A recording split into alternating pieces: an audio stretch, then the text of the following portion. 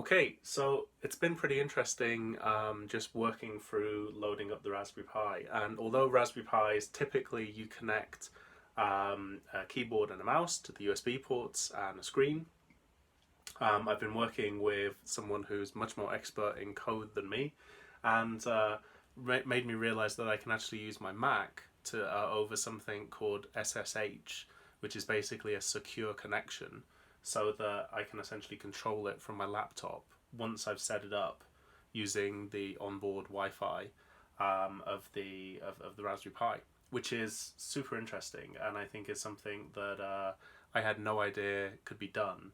And it was always something that I thought was going to be really tedious about this project, that if you ever want to change anything, you got to plug in a keyboard and a mouse and a screen and spend ages doing it. And actually now I can just treat it as if I would a Bluetooth speaker once I've set up the initial thing, admittedly with keyboard and mouse.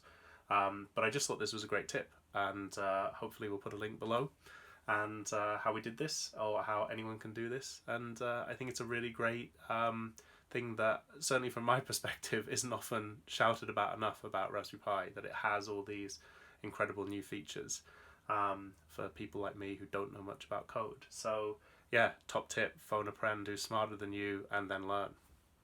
Thanks, Don.